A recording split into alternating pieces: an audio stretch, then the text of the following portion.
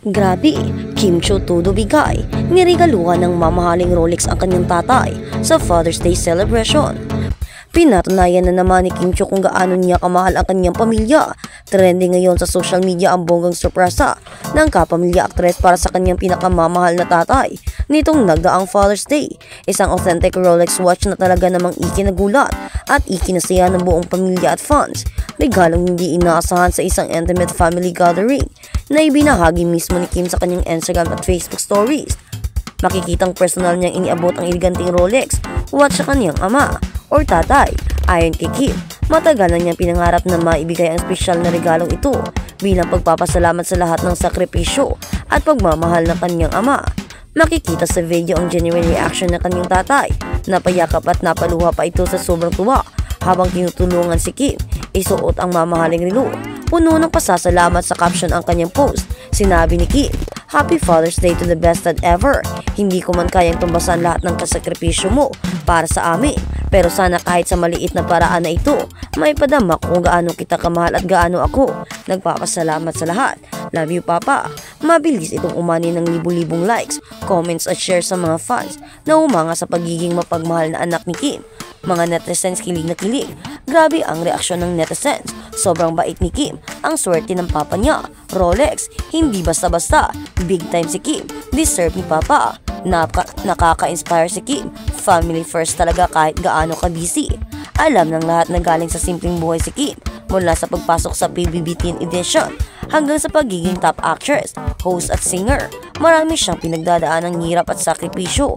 Kaya naman para sa kanya ang pagbibigay ng ganitong klaseng regalo ay simbolo ng kanyang tagumpay na buong pusong iniaalay sa kanyang pamilya. Bukod sa bonggang regalo, pinaghanda rin ni Kim ang kanyang tatay ng simpleng salo-salo kasama ang kanilang buong pamilya at malalapit na kaibigan. May mga balloons cake na may best dad ever, topper at masasarap na pagkain na inihanda para maging special ang araw na ito. Lalong bumuhos ang suporta kay Kim mula sa kanyang mga solid fans at casual followers. Trending pa sa Twitter ang hashtag na Kim Chiu Rolex Surprise at hashtag Best Daughter Ever.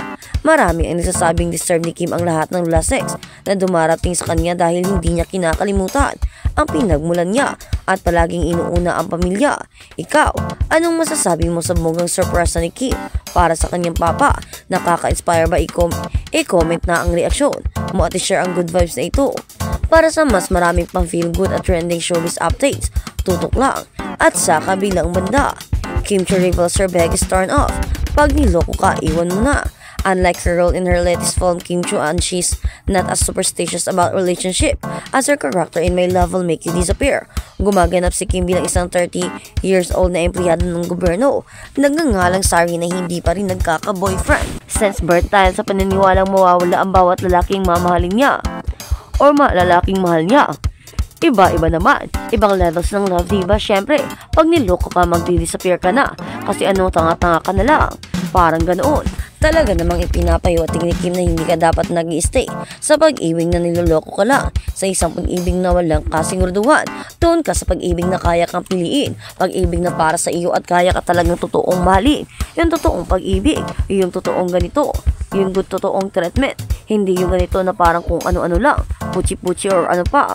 Kim Chiu also talks about Paolo Avellino's charm. Yung mata niya gusto dumaldal. Inamin ng 34 years old kapamilya actress na ang shooting ng My Love Will Make You Disappear ay isang unforgettable project para sa kanya in terms of acting.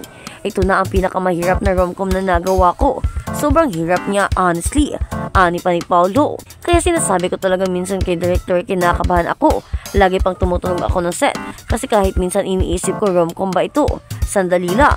Ang dami-daming emosyon ng movie na ito, unmeasured rom-com na nakakatawa.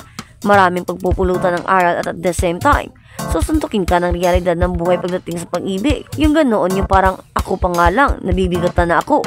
Paano pag yung nanonood? So parang ang dami kong natutunan sa Asari na naia-apply ko as Kim Chiu pagdating sa pagmamahal.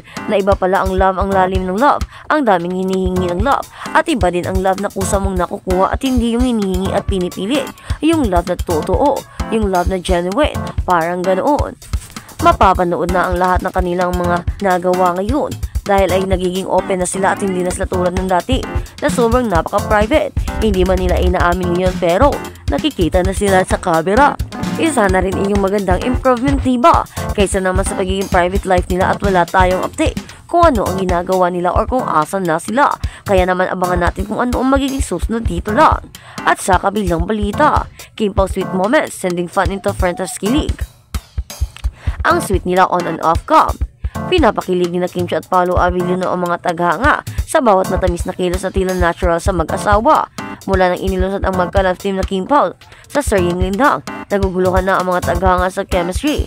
Ngayong inaabangan na ang kanilang mga taghanga ang nalalapit na Philippine adaptation ng What's Wrong with Secretary Kim na pinagbibidahan nila ni Paolo. Ito yung pangalawang pelikula na pinagbibidahan ni Paolo at Kim Chiu na magkasama bilang magka-love team na rin. Medyo nataranta si Kim pero nauwi sa pagkakahawak sa kamay ni Paolo. Ang awkward na sandali pare-parehas na tumawa pagkatapos sa kanilang show. Isa sa mga kaganapan sa fed check ni Kim nakita ng tagahanga ni Paolo sa gitna ng karamihan na sa kabila ng kanyang pagbabalat kayo. Nakasuot pa rin siya ng faith mask. Inimbitahan din ni Kim sina Paolo at JM De Guzman sa kanyang vlog bilang paraan niya para makapagpahinga mula sa mga matitinding eksena at linya ng linyang na kailangan nilang gumanap. Kaya naman talaga, iba talaga ang naging koneksyon na Paolo Avellino at Kim Chiu. Makikita mo talaga na sa simula pa lang sa linlang, iba na ang bigat ng kanilang pinagsamahan. Iba na talaga ang chemistry ipinapakita nila. Hindi man nahalata ng karamihan, pero makikita mo ngayon kung iyong titigan. Makikita mo kung gaano at paano tumingin si Paolo kay Kim, kung paanong merong pagmamahal na punong-puno nangyayari dito sa ngayon. Marami ngayon ang haka-haka at marami ang sumaya. Marami rin ang nagtataka kung bakit biglang nawala at kung ano nga ba ang totoo. Kaya naman Paolo Avellino, kung gusto mo na si Kim Chiu, sana naman ay gawin mo na ang iyong hakbang at huwag ka nang maghintay. Dahil baka kapag inirito na ito sa ibang lalaki, baka magiging huli na ang lahat. Alam naman natin na si Kim Chiu ay matagal ng single dahil nga meron na siyang kasama na po. Kaya naman, napaka-imposible na ganito ang mga pangyayari. Kaya naman marami ang hindi makapaniwala na may mga pangyayaring ganito. Kaya naman, para sa karamihan ang inaantay na lang nila ay ang paliwanag ni Kim Chiu at ni Paolo Avellino kung totoo ba ang mga haka-hakang ito, ang mga problemang ito, or kung totoo ba ang mga ganitong pangyayari. Pero isa lang ang sigurado, si Kim Chiu at Paolo Avellino ay isa ng tinaguri ang mga love team, isang tinaguri ang couple na tandem ng mga tao na talaga namang sinusuportahan at minamahal. Iba naman talaga kasi ang naging karisma ni Paolo pagdating sa mga ganito. At higit sa lahat si Kimi rin, sobrang ganda at sweet niya at sobrang nakakainganyo. Marami man ang lumalapit makikita natin diba sa kanyang trabaho. Pero isa lang ang panigurado, hindi niya ito binibigyang pansin tulad ng pagbibigay pansin niya kina Paolo Avellino. Kaya naman Kim Chiu, ano ba talaga